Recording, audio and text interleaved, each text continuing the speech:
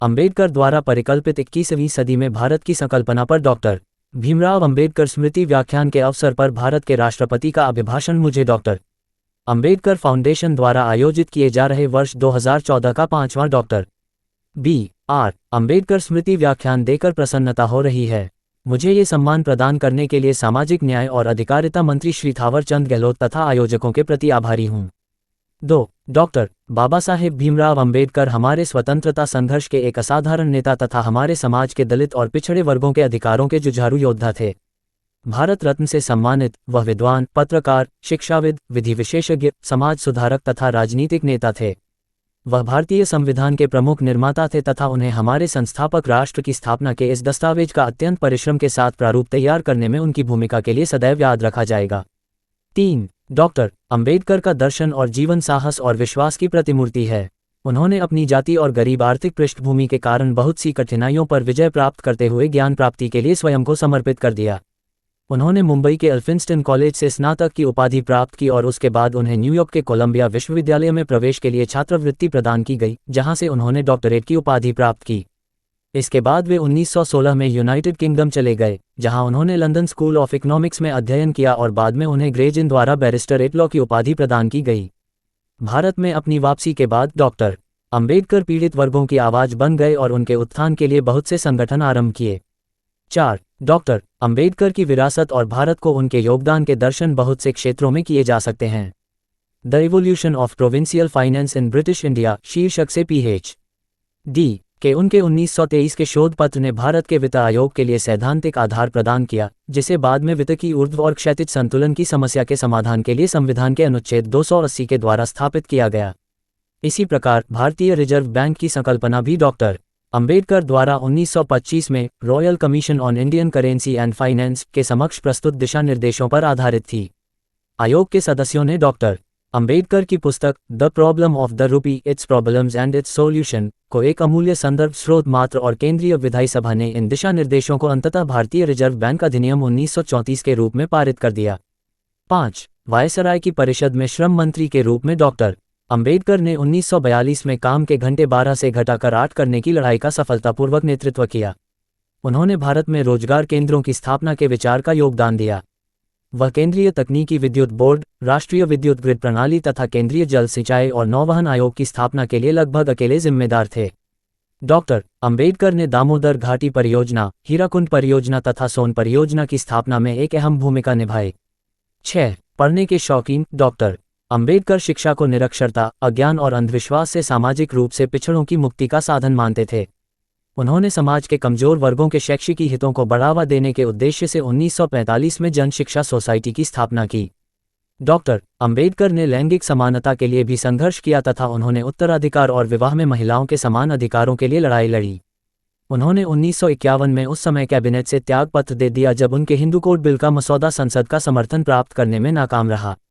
7. निस्संदेह डॉक्टर अंबेडकर का सबसे बड़ा और सबसे महत्वपूर्ण योगदान भारत के संविधान की प्रारूप समिति के अध्यक्ष के रूप में उनकी भूमिका थी। भारी दूरदर्शिता तथा पांडित्यपूर्ण विद्वता से डॉक्टर अंबेडकर ने न केवल संविधान सभा के माध्यम से एक असाधारण प्रारूप पारित करवाया बल्कि विभिन्न प्रावधानों के पीछे के सिद्धांतों और कारणों को भी प्रस्तुत किया। 8. आज के व्याख्यान का विषय डॉक्टर अंबेडकर द्वारा परिकल्पित 21वीं सदी में भारत की संकल्पना है। डॉक्टर अंबेडकर के स्पष्ट विचार थे कि वह भारत का सामाजिक, आर्थिक और राजनीतिक कायापलट देखना चाहते थे। वह चाहते थे कि भारत का विशाल जनसमूह स्वतंत्रता और समान अवसरों का लाभ उठाए। वह जातिवाद तथा सांप्रदायिकता से भारत को मुक्त करना चाहते थे तथा शिक्षा और विकास को देश के प्रत्येक कोने में पहुंचाना चाहते थे। वह चाहते थे कि भारत एक ऐसे आधुनिक राष्ट्र के रूप में उभरे जहां स्वतंत्रता, समानता और भाईचारा फले फूले तथा पिछड़ापन समाप्त हो जाए। डॉक्टर अंबेडकर आमूलचूल बदलाव में विश्वास करते थे, परंतु वह इस बदलाव को रक्तपात के जरिए लाना नहीं चाहते थे। वह संसदीय लोकतंत्र और विधिक शासन के माध्यम से परिवर्तन चाहते थे। 9. डॉक्टर अंबेडकर भारतीय संविधान को सामाजिक आर्थिक बदलाव के एक शक्तिशाली साधन के रूप में देखते थे और इसी इरादे से उन्होंने संविधान के प्रारूप में ऐसे अनेक प्रावधान शामिल किए जिनसे सरकार की पूर्ण जवाबदेही, नियंत्रण उपाय, मौलिक अधिकारों की सुरक्षा, स्वतंत्र संस्थान तथा सामाजिक लोकतंत्र की दिशा में निरंतर बढ़ने में मदद मिल सके। 10. संविधान सभा में डॉक्टर अंबेडकर के भाषणों का हमारे संविधान तथा आधुनिक राजनीतिक इतिहास के लिए अत्यधिक शैक्षिकी महत्व है। डॉक्टर अंबेडकर ने 4 नवंबर 1948 को संविधान का प्रारूप प्रस्तुत करते समय अपने भाषण में राष्ट्रपति व्यवस्था की तुलना में संसदीय व्यवस्था के पक्ष विपक्ष को विस्तार से बताया। उन्होंने ये भी स्पष्ट किया कि संविधान प्रारूप में संसदीय प्रणाली पर आधारित कार्यपालिका की सिफारिश के अंतर्गत स्थायित्व के स्थान पर दायित्व को प्राथमिकता क्यों दी गई। सरकार की दोनों प्रणालियां वास्तव में लोकतांत्रिक हैं और दोनों में चुनाव करना बहुत आसान नहीं है। एक लोकतांत्रिक कार्यपालिका को 2 शर्तें पूरी करनी चाहिए। 1, इसे किसी स्थिर कार्यपालिका बनना चाहिए। 2, इसे एक जिम्मेदार कार्यपालिका बनना चाहिए। दुर्भाग्यवश ऐसी व्यवस्था निर्मित करना अभी तक संभव नहीं हो पाया है जिसमें दोनों की बराबर मात्रा सुनिश्चित हो सके। आपके पास ऐसी प्रणाली हो सकती है जो आपको अधिक स्थिरता परंतु कम जिम्मेदारी प्रदान करे, या आपके पास ऐसी प्रणाली हो सकती है जो आपको कम स्थिरता परंतु अधिक जिम्मेदारी प्रदान करे। संयुक्त राज्य अमेरिका जैसी गैर संसदीय प्रणाली के अंतर्गत कार्यपालिका के दायित्व का आवधिक आकलन होता है। ये निर्वाचक मंडल द्वारा किया जाता है। इंग्लैंड में, जहां संसदीय व्यवस्था मौजूद है, कार्यपालिका के दायित्व का मूल्यांकन दैनिक और आवधिक दोनों है। दैनिक मूल्यांकन संसद सदस्यों द्वारा प्रश्नों, प्रस्तावों, अविश्वास मतों, स्थगन प्रस्तावों तथा संबोधनों पर बहस द्वारा किया जाता है। आवधिक मूल्यांकन निर्वाचक मंडल द्वारा निर्वाचन के दौरान किया जाता है जो प्रत्येक 5 वर्ष या उससे पहले होता है। यह अनुभव किया जाता है कि दायित्वों का दैनिक मूल्यांकन जो अमेरिकी प्रणाली के अंतर्गत नहीं है, आवधिक मूल्यांकन से कहीं ज़्यादा प्रभावी है और भारत जैसे देश के लिए बेहद जरूरी है। संविधान के प्रारूप में कार्यपालिका की संसदीय व्यवस्था की सिफारिश करते हुए संविधान के प्रारूप में स्थिरता से अधिक दायित्व को प्राथमिकता दी गई है। 11 डॉक्टर अंबेडकर ने बताया कि किस प्रकार संविधान के अंतर्गत राष्ट्रपति की स्थिति अंग्रेजी संविधान के अंतर्गत राजा के समान रहेगी। वह राष्ट्र के अध्यक्ष हैं परंतु कार्यपालिका के नहीं। वह राष्ट्र का प्रतिनिधित्व करते हैं परंतु राष्ट्र पर शासन नहीं करते। वह राष्ट्र का प्रतीक हैं। प्रशासन में उनका स्थान मुहर पर समारोहिक व्यवस्था के रूप में होगा जिसके द्वारा राष्ट्र के निर्णय सार्वजनिक किए जाते हैं। भारतीय संघ के राष्ट्रपति सामान्यतः अपने मंत्रियों की सलाह द्वारा बाध्य होंगे। वह उनकी सलाह के विपरीत कुछ नहीं कर सकते, न ही उनकी सलाह के बिना कुछ कर सकते हैं। 2 संविधान के प्रारूप में प्रस्तावित संघ के विशिष्ट स्वरूप पर टिप्पणी करते हुए डॉक्टर अंबेडकर ने स्पष्ट किया कि भारतीय परिस्थिति की अत्यावश्यकता के अनुकूल निर्मित सरकार का संघीय स्वरूप समय की जरूरत है। संविधान का प्रारूप उतना ही संघीय संविधान है जितना ये कथित दोहरी शासनतंत्र की व्यवस्था स्थापित करता है। प्रस्तावित संविधान के तहत ये दोहरी शासन व्यवस्था केंद्र में संघ को तथा राज्य को बाहरी परिधि में शामिल करेगी। इनमें से प्रत्येक संविधान द्वारा क्रमशः सौंपे गए क्षेत्र में प्रयोग किए जाने वाली संप्रभु शक्तियों से संपन्न होंगे। संविधान का प्रारूप समय और परिस्थितियों की आवश्यकताओं के अनुसार एकल और संघीय दोनों हो सकता है। सामान्य काल में इसे संघीय प्रणाली के रूप में कार्य करने के लिए तैयार किया गया है, परंतु इसे ऐसे निर्मित किया गया है कि यह युद्धकाल में एकल प्रणाली के रूप में कार्य कर सके। 13 डॉक्टर अंबेडकर ने बहुत परिश्रम से यह बताने का प्रयास किया था कि नया गणतंत्र राज्यों के परिसंघ के बजाय राज्यों का संघ होगा। बजाय राज्यों का संघ होगा। राज्यों को अलग होने का अधिकार नहीं होगा। उन्होंने कहा था, परिसंघ एक संघ है क्योंकि यह अखंड है। यद्यपि देश और जनता को प्रशासन की सहूलियत के लिए विभिन्न राज्यों में बांटा जा सकता है, परंतु देश कुल मिलाकर अखंड है। इसकी जनता एक ही स्रोत से उत्पन्न अकेली परम सत्ता के अधीन रहेगी। 4-14 डॉक्टर अंबेडकर ने मौलिक अधिकार पर एक सुपरिभाषित और व्यापक अध्याय शामिल करना सुनिश्चित किया जिसने विशेष रूप से अस्पृश्यता को समाप्त किया, सभी नागरिकों को समान अधिकारों की गारंटी दी तथा सामाजिक संबंधों में सभी प्रकार के भेदभाव पर प्रतिबंध लगाया। डॉक्टर अंबेडकर मानते थे कि अल्पसंख्यकों और उनके धर्म का सुरक्षा परम महत्व है। इस प्रकार संविधान प्रत्येक व्यक्ति को आस्था और पूजा की स्वतंत्रता प्रदान करता है तथा अल्पसंख्यकों को अपने धार्मिक मामलों के बंदोबस्त की स्वतंत्रता देता है। डॉक्टर अंबेडकर ने निम्नवत आधार पर ऐसी सुरक्षा को तर्कसंगत ठहराया है। बहुसंख्यकों के लिए अल्पसंख्यकों के अस्तित्व को नकारना गलत है। अल्पसंख्यकों के लिए स्वयं को ऐसा ही बनाए रखना भी उतना ही गलत है। एक समाधान खोजा जाना चाहिए जो दोहरा उद्देश्य पूरा करे। इसे शुरुआत में अल्पसंख्यकों के अस्तित्व को मान्यता देनी चाहिए। इसे इस प्रकार का होना चाहिए कि यह किसी दिन बहुसंख्यकों और अल्पसंख्यकों का आपस में विलय कर सके।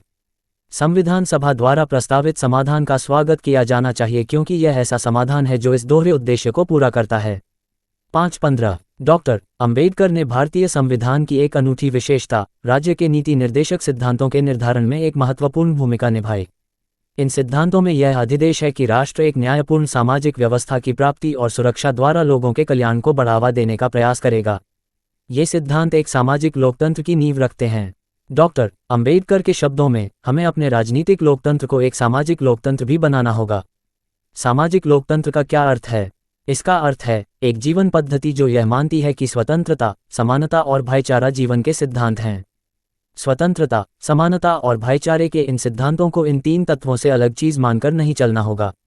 ये इस अर्थ में एक सूत्रता अथवा त्रितत्व की रचना करते हैं कि इनमें से एक को दूसरे से पृथक करना लोकतंत्र के अत्यावश्यक उद्देश्य को विफल करना है। समानता के बिना स्वतंत्रता से कुछ लोगों का प्रभुत्व बहुत से लोगों पर हो जाएगा। स्वतंत्रताहीन समानता व्यक्तिगत प्रयास को समाप्त कर देगी। भाईचारे के बिना स्वतंत्रता और समानता सहज परिघटना नहीं बन पाएगी। इन्हें लागू करने के लिए एक सिपाही की आवश्यकता होगी। सामाजिक धरातल पर हमारे भारत में सोपानबद्ध असमानता के सिद्धांतों पर आधारित समाज है, जिसका अर्थ है एक का उत्थान और अन्यों की अवनति। आर्थिक आधार पर हमारे यहाँ ऐसा समाज है जिसमें ऐसे कुछ लोग हैं जिनके पास घोर निर्धनता में जीवनयापन करने वालों की तुलना में अथाह धन संपत्ति है। हम विरोधाभास का ऐसा जीवन कब तक जिएंगे? हमें यथाशीघ्र इस विरोधाभास को दूर करना होगा, अन्यथा इस असमानता से पीड़ित लोग राजनीतिक लोकतंत्र के ढांचे को उखाड़ फेंकेंगे। 616 राज्य के नीति निर्देशक सिद्धांतों की कुछ लोगों द्वारा आलोचना की गई तथा इन्हें केवल पवित्र घोषणा कहा गया है। इस आलोचना के प्रत्युत्तर में डॉक्टर अंबेडकर ने कहा, जिसे भी सत्ता प्राप्त होगी वह अपनी मनमानी करने के लिए स्वतंत्र नहीं होगा। इसका प्रयोग करते हुए उसे नीति निर्देशक सिद्धांत कहे जाने वाले अनुदेशों, इन निर्देशों का सम्मान करना होगा। वह इनकी अनदेखी नहीं कर सकता। हो सकता है कि उसे विधिक न्यायालय में इनके उल्लंघन का जवाब न देना पड़े, परंतु उसे निश्चित रूप से चुनाव के समय में निर्वाचकों के समक्ष जवाब देना होगा। 717 डॉक्टर अंबेडकर अपने इस विश्वास पर दृढ़ थे कि हमारी न्यायपालिका को कार्यपालिका से स्वतंत्र होना चाहिए तथा उसे अपने आप में सक्षम भी होना चाहिए। हालांकि वह मानते थे कि कार्यपालिका और न्यायपालिका के बीच टकराव अवश्यंभावी है और ऐसा वास्तव में ये सुनिश्चित करने के लिए आवश्यक है कि प्रत्येक एक दूसरे के कामकाज पर अंकुश के रूप में कार्य करे। उनका विचार था, मैं स्वयं भी किसी एक दल के सदस्यों द्वारा भरी हुई विधायिका की संभावना को पूरी तरह नकार नहीं सकता, जो हमारी नज़र में एक व्यक्ति के जीवन और स्वतंत्रता को प्रभावित करने वाले उन कुछ मौलिक सिद्धांतों को निरस्त या अवहेलना करने वाले कानून बना सकत। मौलिक सिद्धांतों को निरस्त या अवहेलना करने वाले कानून बना सकते हैं। इसी प्रकार मैं ये भी नहीं समझ पाता कि संघीय या उच्चतम न्यायालय में बैठे हुए 5 या 6 सज्जनों द्वारा विधायिका द्वारा बनाए गए कानूनों की जांच पड़ताल और उनके व्यक्तिगत विवेक या अपने पूर्वाग्रह या संकीर्णताओं के चलते ये कैसे तय कर सकते हैं कि कौन सा कानून अच्छा है और कौन सा बुरा है। 818 डॉक्टर अंबेडकर ने सामाजिक और आर्थिक रूप से पिछड़े लोगों का शिक्षित बनने, संघर्ष करने और संगठित बनने का आह्वान किया। तथापि संवैधानिक तरीकों के प्रति उनकी प्रतिबद्धता अविचल थी और उन्होंने जागरूक और तर्कशील जन संघर्ष के मार्ग की वकालत की थी। उन्होंने कहा था, हमें क्रांति के रक्तपातपूर्ण तरीकों का परित्याग कर देना चाहिए। जब आर्थिक और सामाजिक उद्देश्यों को हासिल करने के संवैधानिक तरीकों के लिए कोई रास्ता नहीं बचता था, तब असंवैधानिक तरीकों के लिए भरपूर औचित्य होता था। परंतु जहां संवैधानिक तरीके उपलब्ध हैं, वहां इन असंवैधानिक तरीकों का कोई औचित्य नहीं है। ये तरीके कुछ नहीं है बल्कि अराजकता की जड़ें हैं और जितनी शीघ्र इन्हें काट दिया जाए उतना हमारे लिए बेहतर है। 919 डॉक्टर अंबेडकर मानते थे कि मजबूत स्वतंत्र संस्थाएं लोकतंत्र के आधार स्तंभों का निर्माण करती हैं और इन्हीं से इसका अस्तित्व सुनिश्चित होगा। उन्होंने ये सुनिश्चित किया कि संविधान में स्वतंत्र न्यायपालिका का प्रावधान हो तथा संवैधानिक उपचार का अधिकार एक मौलिक अधिकार बने। 20 अनुच्छेद 32 संवैधानिक उपचार के अधिकार के बारे में बोलते हुए डॉक्टर अंबेडकर ने कहा था, यदि मुझसे इस संविधान के सबसे महत्वपूर्ण अनुच्छेद के तौर पर किसी खास अनुच्छेद का नाम पूछा जाए जिसके बिना संविधान बेकार हो जाएगा, तो मैं इसके सिवाय किसी दूसरे अनुच्छेद का नाम नहीं लूंगा। ये संविधान की आत्मा है और इसका प्राण है। 1021 डॉक्टर अंबेडकर ने एक स्वतंत्र निर्वाचन आयोग की जरूरत बताई तथा संविधान के अनुच्छेद 324 के जरिए इसकी स्थापना की। उनके शब्दों में, चुनावों की निष्पक्षता के लिए, चुनावों की शुद्धता के लिए सबसे बड़ी सुरक्षा कार्यपालिका की शक्ति के हाथों से इस कार्य को लेकर इसे किसी स्वतंत्र प्राधिकरण को सौंपना है।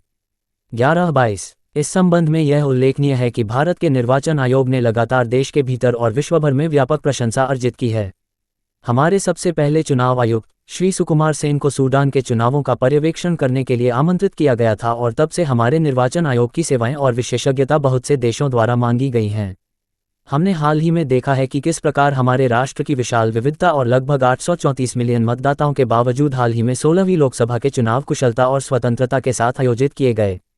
अक्टूबर 1989 तक निर्वाचन आयोग केवल एक सदस्यीय आयोग था, जब पहली बार इसे एक बहुसदस्यीय आयोग बनाते हुए 2 अतिरिक्त आयुक्त नियुक्त किए गए। 23 इसी प्रकार महालेखा परीक्षक के पद के बारे में उन्होंने कहा था, मेरी राय में ये पदाधिकारी अथवा अधिकारी भारत के संविधान का संभवतः सबसे महत्वपूर्ण अधिकारी है। वह एक व्यक्ति है जो इस बात पर नजर रखेगा कि संसद द्वारा दत्तमत व्ययों में बढ़ोतरी न हो अथवा संसद द्वारा विनियोग अधिनियम में निर्धारित से अलग न हो। यदि इस अधिकारी को अपना कर्तव्य निभाना है, और मैं मानता हूं कि उसके कर्तव्य न्यायपालिका के कर्तव्यों से बहुत ज़्यादा महत्वपूर्ण हैं, मैं व्यक्तिगत तौर पर महसूस करता हूं कि उसे न्यायपालिका से भी अधिक स्वतंत्रता प्राप्त होनी चाहिए। 12-24 डॉक्टर अंबेडकर की स्पष्ट राय थी कि कोई संविधान पूर्ण नहीं होता और अंततः संविधान की कारगर्ता जनता, राजनीतिक दलों और उनकी राजनीति पर निर्भर होगी। उन्होंने संविधान के बारे में जोर देकर कहा था, ये कारगर है, ये लचीला है तथा शांतिकाल और युद्धकाल दोनों में देश को एकजुट रखने के लिए पर्याप्त रूप से मजबूत है। वास्तव में, मेरे विचार से, यदि नए संविधान के तहत गलत कार्य हो जाएं, तो इसका कारण यह नहीं होगा कि हमारा संविधान खराब था। तब हमें यही कहना पड़ेगा कि व्यक्ति बुरा है। 13-25 उपर्युक्त के संबंध में यह ध्यान दिया जाना चाहिए कि व्यवहार में हमारी राजनीतिक प्रणाली नवान्वेषी और लचीली रही है। मजबूत संस्थाएं और संवैधानिक पद्धतियों के निर्माण की डॉक्टर अंबेडकर की प्रतिबद्धता के आधुनिक समय में बहुत से रोचक परिणाम निकले हैं। उदाहरण के लिए, सूचना का अधिकार अधिनियम किसी भी सरकारी विभाग से सूचना प्राप्त करने में सशक्त और सक्षम बनाने के लिए कानून द्वारा निर्मित एक अद्वितीय और शक्तिशाली माध्यम है जिससे खुलापन और पारदर्शिता आ रही है। इसी प्रकार, भारत के उच्चतम न्यायालय ने जनहित मुकदमे के जरिए आम आदमी को केवल पोस्ट कार्ड भेजकर न्याय के सर्वोच्च न्यायालयों तक पहुंचने में समर्थ बनाया है। उच्च न्यायालयों और उच्चतम न्यायालय ने भी मौलिक अधिकारों के उल्लंघन का अपने आप संज्ञान लिया है तथा परंपरागत विचारों को बरतरफ करते हुए कार्रवाई की है। अंततः हमने हाल ही में श्री अन्ना हजारे के नेतृत्व में एक जनप्रिय आंदोलन की परिघटना देखी जिसके परिणामस्वरूप सिविल समाज ने अब तक संसद और राज्य विधानसभाओं के निर्वाचित सदस्यों के लिए ही आरक्षित वैधानिक प्रक्रिया में सीधी भूमिका हासिल की।